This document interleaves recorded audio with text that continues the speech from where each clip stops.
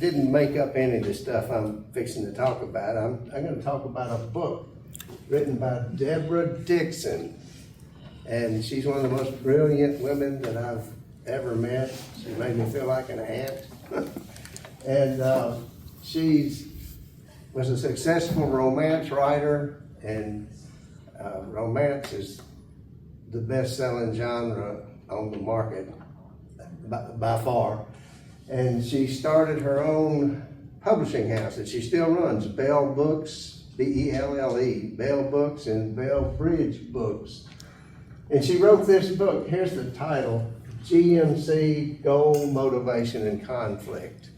And I tried to buy the book I was going to donate it to the Lenore City High School Library, but this is the first printing, and it's in the midst of the third printing right now, and it's not available at the time. However, here's a couple of sites, Hoopla and Overdrive, where you are supposed to be able to download this book for free if you have a library card.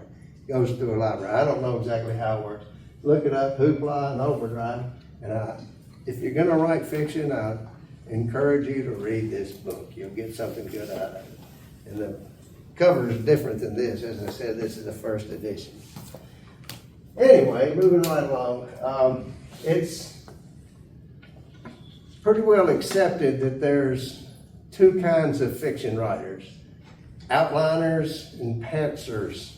Outliner outlines everything that's going to happen from beginning to end on the entire novel, like Jeffrey Deaver or James Patterson. They're outliners, and then after they spend 6-8 months writing their outline, they go back and write the novel. Then there's pantsers, who just sit down at the keyboard and fly by the seat of their pants, and that produces two different kinds of novels. It produces a plot-driven novel and a character-driven novel. Character-driven novels are really that have more depth than a plot-driven novel. And there's kind of a middle ground, developing your characters with goal, motivation, and conflict before you ever begin writing the story. Most of us, when we start a book, we have an idea, as they say in politics, a concept of what it's supposed to be about. And you know what you want to talk about, but you don't know exactly how you want to tell the story. Well, according to Deborah Dixon, the key is to give your characters goals. Goals would be desires, their wants, their ambitions. But your best goals are something that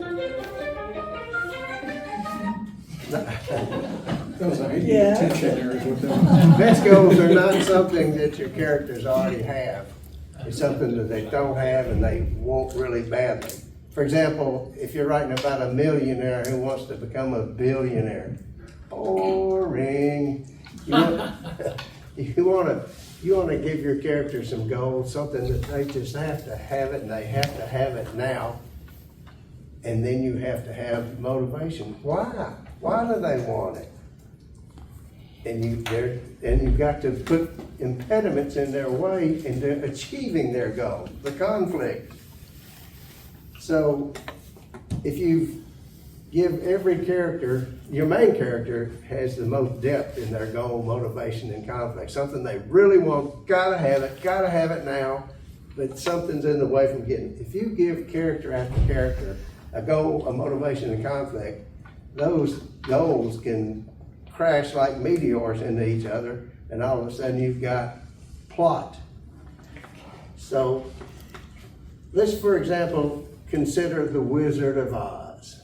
Dorothy is a little girl in a farm in Kansas, and she's always getting in people's way and screwing things up and messing up, and nothing goes right for her. So she says, I'm running away. And Dorothy, off she goes. Well, Dorothy runs into a fortune teller, and he's really a scam artist, but deep inside he's got a big heart, and he wants to figure out how to try to send Dorothy home where she belongs. And Dorothy's got her little doggy, and she's got a little basket. And he says, well, you want me to tell your fortune? She says, yeah. He says, all right, you got to close your eyes. So Dorothy closes her eyes, and while she's got her eyes closed, she's rummaging through her basket to get some clue as to where she's from, where she's about. And he sees a picture of Annie M. And she's got her eyes closed, hanging on every word he says. And he says, oh, I see an older woman in your life. She says, oh yeah, Annie M, Annie M. She says, she's sick. She's calling for you. You better gotta go home. She's gonna die. Oh, Annie M, I'm out of here. And off she goes. Well, of course, that's when the tornado strikes and she ends up in Technicolor land. And isn't that Technicolor land wonderful? I mean, they got little munchkins and lollipop people and everybody's singing and dancing and they're so happy. So why does she not want to stay there? Why would the little girl not enjoy that? Because she has a goal. Annie M is dying. She's got to get home or Annie M's gonna die. So she asked around and said, the people at the Technicolor land say, well, the wizard can help you up to the land of Oz. So off she goes. Well, first she runs into the conflict, the villain, the Wicked Witch. And the Wicked Witch has got to go too. She wants those ruby slippers.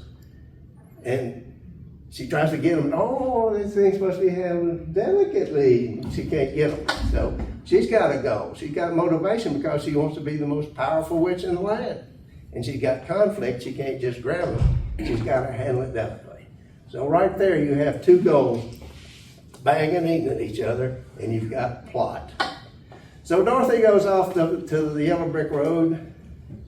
She runs into some Confederates with her, Scarecrow, Tin Man, Lion, Cowardly Lion. And she finally, well, she encounters opposition from the villain who has its own goal. The big trees throw apples at them, pelt them with apples. The witch sets the Scarecrow on fire. The Tin Man rush, they have to oil him up. She puts him to sleep in the poppy field. And for crying out loud, she can command an army and fill the skies with an army of the vilest flying monkeys you've ever seen in your life. And here's this little girl that's just got these ragtag compadres, and she's gonna go see the wizard. Well, she gets there and the wizard's not gonna talk to you, but she just keeps on and on because she's got to get home. Annie M's dying. She's got to get home now. So that is a strong goal with strong motivation. Anyway, the wizard says, not so fast. Give me the witch's broomstick. So, I mean, you got this little girl with no power, this all-powerful witch, and what's she gonna do? Well, Annie M is dying. She's got to get home. So off she goes to try to get the broomstick. And against all odds, she succeeds. Well, then she comes back, hey, Wiz, we got the broomstick. And what's he gonna do now? Little dog Toto pulls back the curtain, and there's the man who's not really a wizard. So what's she gonna do? He said, well, I can still help you. I got a balloon. And so he gets in the balloon. He's all ready to take her up. And what happens? Off the balloon goes, leaving her behind. I said, oh, what am I gonna do? I gotta get home. Annie is dying. Well, your conflicts and your motivation can be external or internal. If you've got an external goal, you can see it. I want that camera he's got. That's an external goal. I want that food she's got. I can smell it, I can taste it. But if an internal goal you feel, I love that woman, and that's an internal goal. Well, all of a sudden in The Wizard of Oz, and when you have an external and an internal goal, you have characters with much more depth. And there's Dorothy. She's been abandoned by the wizard, gone on the balloon to Kansas, and what is she gonna do? Well, at the beginning of the story, she was messing up in everybody's way, making mistakes, and everybody's always mad at her. And she wanted to find a place where there was no troubles. In comes the good witch. Says, click those heels together 3 times and say, there's no place like home. No place like home. No place like. That's an internal goal. She figured out that it's inside her to get home. So that's the story of goal, motivation, and conflict. And a few things about goals. Let's see. Your goals should be important enough for your characters to act against their own best interests and endure hardship to achieve them, just like Dorothy. Can't be something easy like, ooh, I want that camera. Whip out my card and buy one. Not good. You gotta be hard to get. Gotta have to achieve something to get it. And can't be a timeline, a calendar, or a clock. It's got to be something that needs immediate attention now. Good goals aren't subtle. You should whack your reader over the head with a 2x4. Because this is the goal. This is what my character needs. He needs it now, and this is why. You got to make it clear. It's got to be urgent. Let's see. Yeah, GMCs is what drives your characters. If everybody has an agenda, and then everybody is a player, and things happen, and that's plot. Everyone wants something, and the reader doesn't know who's going to win. Goals are calls to adventure. Character decisions drive the plot. Let's see. Coincidence. Motivation is not coincidence. If you have things happen by coincidence, you haven't done your work. You haven't done your homework and dug deep enough in what's inside your characters. Motivation is the magic that helps readers empathize with your characters, and characters can act in reprehensible ways if they've got enough motivation. I made up a little story to tell the high schoolers. I imagined a young girl who caught COVID, and she's living with her stepfather and her mama and her stepbrother, and she always wanted a dog. Always wanted a little doggy. And her stepdaddy's kind of mean, said, no, we're not gonna have any dogs in this house. She caught COVID, she's in the bed dying, doctor said there's no hope, just keep her comfortable. And her real father showed up. And he brings a little puppy. And the father says, the stepdad says, no dogs in this house. And the real father says, I'm gonna knock your block off. You don't let my little girl have a dog until she dies. They said, oh, all right. So anyway, the little girl and the dog meld together like peanut butter and jelly. And she gets better and she gets well. And she's kind of clumsy. She wanted to be a cheerleader, can't be a cheerleader, but she gets along with that dog so well, she trained it, and she gets in dog shows and she starts winning. And her goal becomes, I want to get the Westminster Dog Show Cup. I want to win. And she's getting ready to take the dog to the dog show, and the little dog gets hit by a car. Now she goes to her brother, Brad. He's the second string quarterback. Now this is for high schoolers. I'm trying to relate to them. Second string quarterback, and he wants to be the first string. He's kind of lazy himself. And the coach tells him, if you're late for practice one more time, I'm kicking you off this team. So he's got to be on time. So she runs into, the mom and dad are off somewhere shopping, and the little girl runs into Brad and says, I got to have your car. I got to take, name's Little Dog Noodle because she likes macaroni. So you got to take Noodle to the vet or he's going to die. And he says, I got to go to football practice. Screw you, go on. So anyway, she's sitting there with a little injured dog, and what's she gonna do? Pizza boy delivers pizzas next door and leaves his car running. What's gonna happen? You can make your characters behave in reprehensible ways if they're motivated strongly enough. All of this pretty serious business. But what you gonna do? Let Noodle die or get in that car and off to the vet? So, oh, you're the author. So, what I'm saying, you got conflicting goals.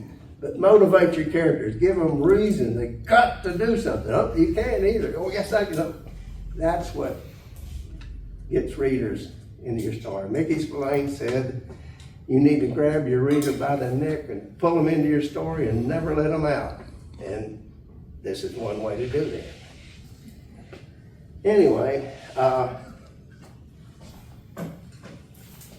the outcome should be in doubt on these struggles your characters do. You know, it's not, oh, is he gonna live happily ever after? We don't know. There's winners and losers, and the reader likes to follow you right along, and they feel a sense of accomplishment themselves when they follow your character all the way through a book, and the character has succeeded in something that they wanted, that it was hard to get, and they had their obstacles against them. Conflict is bad things happening to good people. It's also bad things happening to bad people. It's friction, tension, opposition.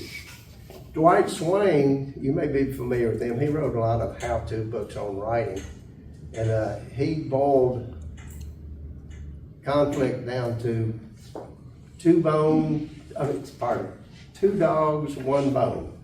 That's the ultimate conflict. But what if one of the dogs is a mama dog whose puppies hadn't eaten in 2 days and is under the porch waiting for mama to come home with the bone? Now you got some conflict. Anyway,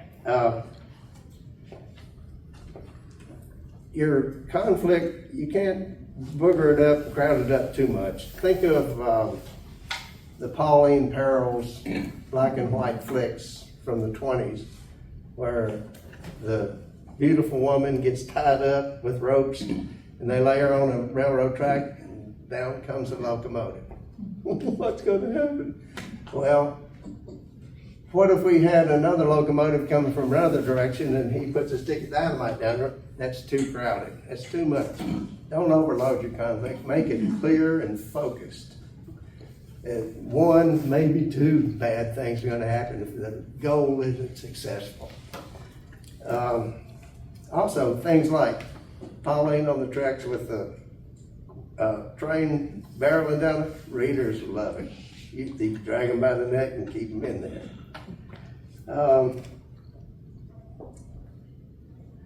Cowards make great heroes. They've got to learn to overcome their fear and do what needs to be done. Readers love underdogs. Just Dorothy, no power, just all she has is a little dog and a tin man and a scarecrow and a lion. She is definitely an underdog. The strength of the book is the villain. I mean, the villain, the Wicked Witch was doing everything in her power to stop Dorothy. So that made the book a lot stronger. One thing conflict is not is two people bickering with each other. Two people just yap at each other. That's not conflict. Matter of fact, that's kind of annoying to the reader to have to put up with it. Petty squabbling. And conflict, you should give clear winners and losers with conflict. No, not a lot of in the middle. If you've got a book going right now and you're well into it, or story, and you stop and think about these concepts, you don't have to throw the baby out with the bathwater. Just take your main character and see if you've got, give it a go. See if you've got a goal. If not, why not? And see if you can make a motivation for that goal and a reason they can't achieve it. And if you do, you'll find your characters have a lot more depth. And you get closer to a character-driven story than a plot-driven story. And I'd like to close on, you've probably heard me say this before. Pablo Picasso, of all people, he said, learn the rules like a professional so you can break them like an artist. and that's all, folks. Hope you learned something. So I'm gonna encourage you to do that.